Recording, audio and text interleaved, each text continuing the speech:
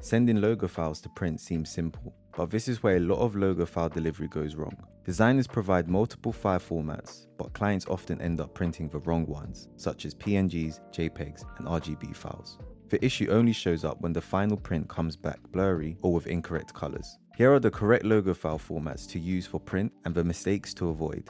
For print, the best files to use are vector files, more specifically EPS and PDFs. These are the most reliable files that will ensure a high quality logo. Color mode is just as important. Print uses CMYK, not RGB.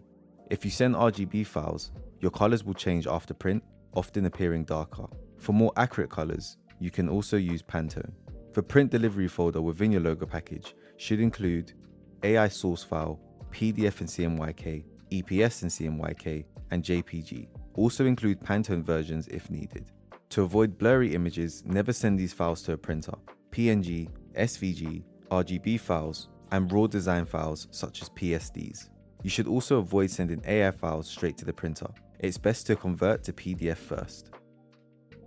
If you want to deliver your logo files in a clean and professional way, I've created a free logo file structure folder. It includes a ready-to-use folder system for organizing logo files, a blueprint overview for the folder structure, and simple guidelines explaining each file format. Everything is designed to be handed directly to your client so they can easily understand and use the files. The link is in the description.